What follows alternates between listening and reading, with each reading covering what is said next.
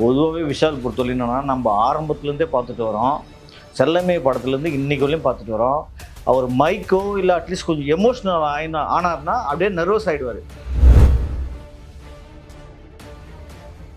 அழகாக தலைவர் நடிக்க ஆரம்பித்து ஆட ஆரம்பித்து ஒரு ஆட்டை ஆடிட்டார். இதுதாங்க சிம்பத்தி.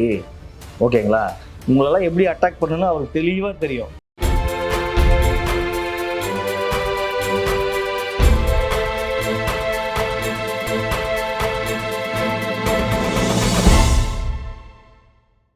மதகத ராஜா ப்ரெஸ் மீட் நேற்று நடந்தது. ரொம்ப நாளைக்கு அப்புறம் 13 வருஷத்துக்கு முன்னாடி ஆரம்பித்த ஒரு படம் இப்போ தான் ரிலீஸ் ஆகுதுன்னப்போ ஒரு ஆறுதல். ஆனால் 13 வருஷத்துக்கு முன்னாடி எப்படி இருந்தது, என்ன மாதிரி சுச்சுவேஷனில் அந்த படம் எடுத்தாங்க, அப்போ காமெடியெல்லாம் எப்படி ஒர்க் அவுட் ஆயிடுச்சு, இப்போட மக்களுடைய மனநிலாம் எப்படி இருக்குன்னு அதை பற்றியெல்லாம் கவலைப்படாமல் சுந்தர்சி விஷாலும் இந்த படம் வந்தால், இந்த படம் எப்போ வந்தாலும் ஹிட் அடிக்கும்னு அவங்களுக்குள்ள ஒரு ஆறுதலான ஒரு விஷயம் இருக்குது. என்னென்னா, நம்ம படம் இது, நம்ம படம் கண்டிப்பாக 13 வருஷத்துக்கு முன்னாடி எடுத்தாலும் சரி, இப்போ எடுத்தாலும் சரி, இந்த காமெடி எந்த டைமில் வேணாலும் ஒர்க் அவுட் ஆகுன்ற அந்த படத்தை மேலே நம்பிக்கை வச்ச சுந்தர்சியும் விஷாலும் அந்த படத்தை இப்போ ரிலீஸ் பண்ண போகிறாங்க பொங்கலுக்கு.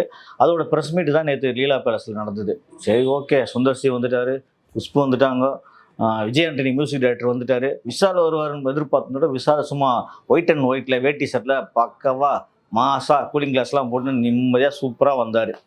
வந்தவர் பார்த்தா நல்லா தான் வந்தார், ஜாலியாக வந்தார், எல்லாம் பேசிகிட்டு இருந்தார். குஷ்பு பார்த்தோன்னே கட்டி பிடிச்சி அப்படியே அந்த நட்பு பாசத்தை உருகி கட்டி பிடிச்சி ஒரு முத்தம் கொடுத்தாரு. முத்தம் கொடுத்துட்டு அதுக்கப்புறம் வந்து ஓகே பேசலான்னு சொல்லி அந்த ட்ரைலர் போட்டாங்க. பார்த்துங்க, மரகதராஜா ட்ரைலர் போட்டவுடனே அப்படியே கண்ணு தேம்பி தேம்பி அழ ஆரம்பிச்சிட்டார். எமோஷனல் பயங்கரமாக அவருக்குள்ளே பொங்கிடுச்சு. அப்படியே தேம்பி தேம்பி அழுகுறாரு, கச்சி கொடுக்குறாரு, மூக்குல வர ஒழுகுது, துடைக்கிறாங்க. என்னடா இது, விஷால் நல்லா தானே வந்தார், நல்லா தானே வந்தார், ஜாலியாக வந்தார். அப்போ வந்து அவர் எந்த நடுக்கமும் இல்லை. பொதுவாகவே விஷால் பொறுத்தவரை என்னன்னா, நம்ம ஆரம்பத்துலேருந்தே பார்த்துட்டு வரோம்.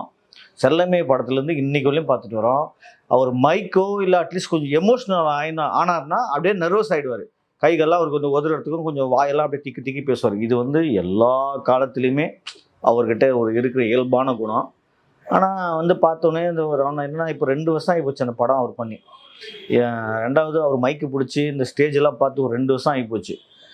ஒரு படம்லாம் வந்து ஒரு நேரத்தில் விஷால் படம்லாம் விஷால் ஆஃபீஸில் தயாரிப்பாளர்லாம் வந்து கியூ நிற்பாங்க. சார் எனக்கு கால் ஷீட் கொடுங்க, உங்களுக்கு கால் ஷீட் கொடுங்கன்னு சொல்லி கதை சொல்கிறதுக்கு டெய்லியும் ஒரு 5 பேர் வந்துட்டு இருப்பாங்க. அப்படி இருந்த ஒரு காலகட்டத்தில் இன்றைக்கி விஷால் என்ற ஒரு ஆள் எங்கே போனார், எப்படி ஆனார், ஒன்று அவருக்கு வந்த சோதனைங்க பாருங்கள். நல்ல படங்கள் பண்ணியிருந்தார். செல்லமே, சண்டைக்கோழி, திமிரு, தாமிரபரணி, இந்த மாதிரி ஒரு நல்ல படங்களை பண்ணிட்டு வரப்போ அவர்லாம் ஒரு மாஸ் ஹீரோ. அப்பா, தமிழ் சினிமாவுக்கு ஒரு பயங்கரமான விஜயகாந்துக்கு அப்புறம் என்ன ஃபைட்டு, என்ன டான்ஸ் எல்லாம் ஒரு கருப்பு, ஏன்னா ஒரு கருப்பாக இருக்கிறதுனால எல்லாருக்கும் கொஞ்சம் விஜயகாந்த் மாதிரி பிடிக்க ஆரம்பிச்சிச்சு. மனசை வந்து அப்படியே தூள் மதுரடான்னு சொல்லி ஒரு இறங்கி வேலை செய்கிறாரு, நல்லா நடிக்கிறாரு, செம்ம டான்ஸ் ஆடுறாருன்னு எல்லாருக்கும் கொஞ்சம் பிடிக்க ஆரம்பிச்சிச்சு விஷாலை. கொஞ்சம் கொஞ்சமாக இங்கேயும் ஒரு நல்ல மார்க்கெட் அவருக்கு ஒரு இருந்தது. ஒரு 15 கோடி 20 கோடி சம்பளம் வாங்குற ஒரு ஹீரோவாக வளம் வந்தார். அங்கே போனார்னா தெலுங்குலேயும் பார்த்தீங்கன்னா நல்ல மார்க்கெட்டை தக்க வச்சுருந்தார். அப்படியே படிப்படியாக இவர் என்னைக்கு தயாரிப்பாளர் அந்த விஎஃப்எஃப் விஷால் ஃபிலிம் ஃபேக்ட்ரி ஆரம்பித்தாரோ அன்றைக்கே அவர் தலைமையில் ஒரு இடி வந்த மாதிரி தான். என்னென்னா, தயாரிப்பாளர் ஆகிறது ரொம்ப ரொம்ப ஈஸி, ஆனால் அதை செயல்முறைப்படுத்துறது பார்த்தீங்களா, அதெல்லாம் வந்து இன்றைக்கி இருக்கிற தயாரிப்பாளர்கள்லாம் பார்த்தா எவ்வளோ பிரம்மாண்ட தயாரிப்பாளர்லாம் இன்றைக்கி காணாமல் போயிட்டான். நடுத்தரில் பிச்சை எடுக்கிற நிலைமை கேட்டான், முருகிக்கிறேன்றாங்க. அவர் படம்லாம் பார்த்தீங்கன்னா பயங்கர பிரம்மாண்டமாக இருக்கும். அவன் சொந்த பையனை வச்சு ஒரு படம் எடுக்க முடியாமல் அப்படிலாம் கஷ்டப்பட்டுக்கிறாங்க. 5 படம் 10 படம் பண்ணவர்களாம் இன்றைக்கி ஒரு படம் எடுக்க முடியாமல் கஷ்டப்படுறாங்க. அந்த மாதிரி தயாரிப்பாளர்களோட நிலைமை பார்த்திங்கன்னா இன்றைக்கி தலைகீழாக இருக்குது. அவ்வளோ படங்கள் பண்ணி அவ்வளோ நல்ல டைரக்டர்களை வச்சு மெகா ஹிட்டு கொடுத்தவங்கலாம் இன்றைக்கி தயாரிப்பாளர்கள் காணாமல் போயிட்டாங்க. அதுக்கு ஒரே காரணம் சரியான வழிகாட்டுதல், சரியான அந்த பிளானிங் இல்லாமல் போயிடும். அதான் கொஞ்சம் ஆசைப்பட்டால் பரவாயில்ல, ஒரு சின்ன படம் ஓடிச்சுன்னா உடனே ஒரு பெரிய படத்துக்கு போகிறது. அதுக்கு உதாரணம் பார்த்திங்கன்னா இந்த சிவி குமார் ஆரம்பித்து இப்போ இருக்கிறவங்களுக்குலாம் தெரிஞ்ச மாதிரி ஏவிஎம்லேருந்து இப்போ அவங்க காணாமல் போயிட்டாங்க. சிவி குமார் இப்போ ஸ்டூடியோகிரின்லாம் பார்த்திங்கன்னா சின்ன படம், திருப்பதி பிரதர்ஸ்லாம் யோசிச்சு பாருங்கள், சின்ன படம் செம்ம இட்டு, மஞ்சள் பை நல்ல இட்டு, கோலி சோடா நல்ல இட்டு, அதுக்கப்புறம் கமல்கிட்ட போகிறது அணிஞ்சாங்க. அதே மாதிரி திடீர்னு ஒரு படம் போகிறது, அப்புறம் ரஜினிகிட்ட போகிறது, அப்புறம் சின்ன சின்ன டைரக்ட் பண்ணுறது, அப்புறம் சங்கர் கிட்ட போகிறது. சுத்தமாக அழிய வேண்டியது தான் நீங்கள். அந்த மாதிரி விஷால் வந்து தொடர்ந்து தோல்வி படங்கள், ஒரு படம் 2 படம் இல்லை, தொடர்ந்து அவர் எடுத்த படம் எல்லாம் விஷால் ஃபிலிம் ஃபேக்டரியில் தோல்வி படம் தான். பாண்டிய நாடு தான் எனக்கு தெரிஞ்சு ஓடின படமாக இருக்கும். மற்றது எல்லாம் பாயும் புலி, நான் சிகப்பு மனிதன், இப்போ கடைசியாக வந்த சக்ராவிலையும் எல்லாமே அவருடைய ஆவரேஜான படம், சுமாரான படம், ரொம்ப ரொம்ப காசே வராத படங்கள் எல்லாமே. அந்த மாதிரி படங்களை இவர் எடுத்ததுனால பயங்கரமான மன உளைச்சல் காட்டார். விஷால் தெரியும் எனக்கு எப்பவுமே என்னன்னா, அவர் ஆஃபீஸ்லாம் நான் பார்த்துருக்கேன். ஆனால் ரொம்ப ரொம்ப நல்ல மனிதர். இவர் எப்போ ஆஃபீஸில் போனாலும் யார் இருந்தாலும் சாப்பிட்டீங்களான்னு கேட்பாரு. ஸோ அதே மாதிரி லஞ்ச் டைமில் நம்ம போனால் அவங்க சாப்பாடு வைங்க, சாப்பாடு செஞ்சு விடுங்க அப்படின்னு சொல்லுவார். அவர் அந்த அளவுக்கு எல்லாருமே அவர் கேட்க வேண்டிய அவசியமே கிடையாது. ஆனால் அந்த மாதிரிலாம் கேட்பாரு, பாகுபாடு இல்லாமல் பழங்குவார், எல்லாருக்கிட்டையும் ஒரு ஜாலியாக அன்பாக பேசுவார். அதில் விஷாலெல்லாம் கோல்டு. ஏன்னா இப்போ சுந்தர் சியே சொன்னார் பார்த்தீங்களா, இந்த மாதிரி ஒரு தங்க மனுஷன். ஏன்னா ஒரு விஷயத்தை வர சொல்லிட்டு திடீர்னு அவர் போயிட்டாராம். இவர் போய் கடுப்பாய் வந்துட்டு பிறகு அதுக்கப்புறம் அவராக பார்த்துட்டு சாரி சார் நான் தெரியாமல் போயிட்டேன் அப்படின்னு கேட்டப்போ அதுதான் விஷாலோட குணம். என்னன்னா தப்பு பண்ணுவார திருத்திக்குவார். ஆனால் இப்போ என்ன ஆச்சுன்னு தெரியல, விஷாலுக்கு மன உளைச்சல் மேலே உளைச்சல். பாருங்க, லவ் பண்ண எல்லா பொண்ணும் கைண்டி ஓடி போச்சுங்க. அது காரணம் என்னன்னு தெரியாது, அவர் தான் காரணமாக இருக்கும். அதுக்கப்புறம் பாருங்க நிச்சயதார்த்தம் ஆச்சு, அதுவும் புட்டுன்னு போயிடுச்சு. அதுக்கப்புறம் ஒரு கல்யாணம் ஆகலை, இது வரையும் பெருசாக அவர் சாதிக்க முடியல. அரசியலுக்கு வரும்னு சொல்லி என்னென்னவோ பண்ணார், அதுவும் எல்லாமே பாதியிலே கைண்டி ஓடிடுச்சு. மனுஷன் இப்போ தனியால நிற்கிறாரு. அதுவே பெரிய ஒரு மனிதனுக்கு மன உளைச்சல். பத்தாவதுக்கு இப்போ வந்து பார்த்தீங்கன்னா அவருக்கு மன உளைச்சல் இருக்கிறப்போ ஏதோ வந்து இப்போ ஜுரம் வந்திருக்கும். ஜுரம் வந்தவர் கொஞ்சம் சுமாராகிருப்பார். சுமாரானவர் இப்போ கரெக்டாக அந்த மீட்டிங்க்கு வரவே நல்லா தான் வந்தார்.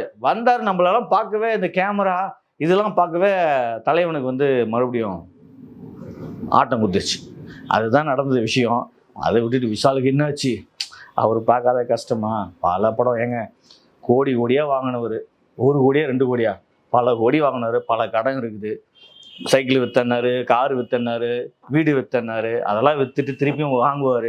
அதெல்லாம் அவருக்குலாம் சகஜம், சர்வ சாதாரணம் வச்சுக்கலாம். ஏன்னா இப்போ இன்னைக்கு வெளியும் இப்போ கூட விஷால போய் ஒரு படத்துக்கு கால் ஷீட் கொடுத்தா 15 கோடி கொடுக்குறதுக்கு இன்றைக்கும் ஆள் இருக்குது. தெலுங்குலேயும் இருக்குது, தமிழ்லேயும் இருக்குது. ஓகேங்களா, அவர் தான் நடிக்கல. அப்போ அவர் ஏதோ டைரக்ட் பண்ண போயிட்டாரு.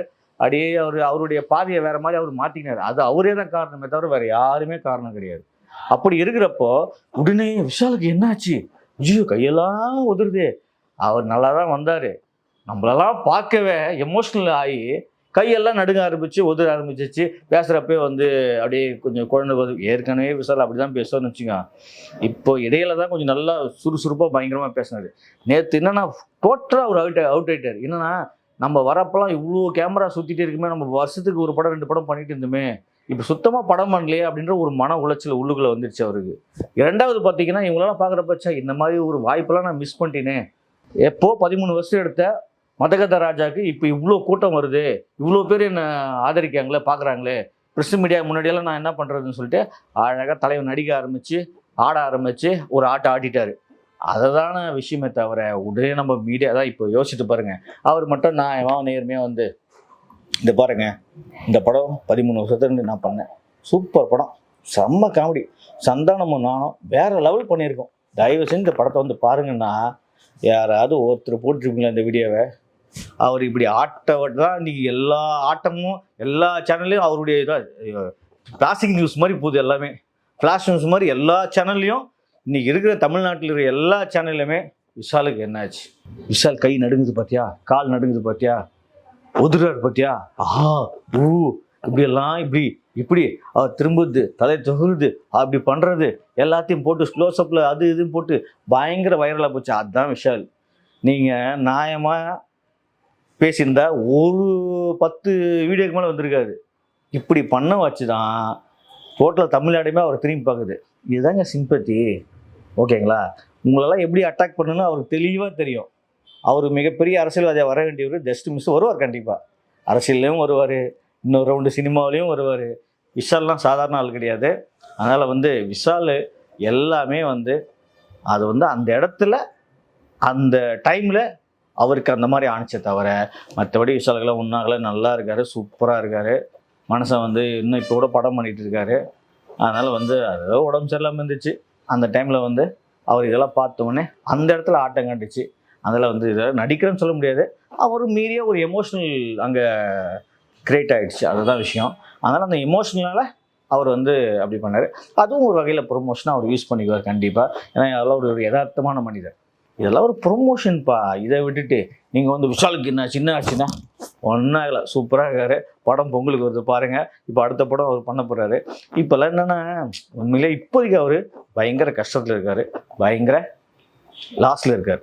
ஏன்னா அவர் எடுத்த படங்கள் எல்லாம் சுமாரானதுனால இன்னும் அடுத்த ஒரு ஹிட்டுக்கு ஓடிட்டுருக்காரு. வேற ஒன்றும் இல்லை. இப்போ துப்பாரியோட அவர் தான் டைரக்ட் பண்ணுறாரு. அவருடைய லட்சியம் கனவு என்ன, நான் டைரக்ட் பண்ணணும்னு ஆசை பண்ணிட்டு இருக்காரு. உடனே இந்த மீம்ஸ்லாம் போட்டு அப்பா சாமி பழைய படத்தெல்லாம் எடுத்து போட்டு அப்போ விஷால் எப்படி, இப்போ எப்படி பற்றிய விஷாலுக்கு என்னாச்சு, இப்படி இருந்த விஷால் இப்படி ஆயிட்டாரு, அப்படி இருந்த விஷால் இப்படி ஆயிட்டாரு அப்படின்னு போட்டு சும்மா விஷாலை கிளின்னு கிளிக்கிறதுக்கு நல்லா தான் இருக்குது. ஆனால் அதே ஒரு நல்ல ப்ரொமோஷன் தான். விஷால்ன்றவரே இவ்வளோ நாளாக யாருமே பேசாமல் இருந்தோம், இப்போ நம்மளே பேசலையா, அதுதான் விஷாலோடைய டெக்னிக்கல். அதனால் விஷால் சூப்பர் கிரேட், சன் ஆக்டிங், கலக்கிட்டிங்க போங்க.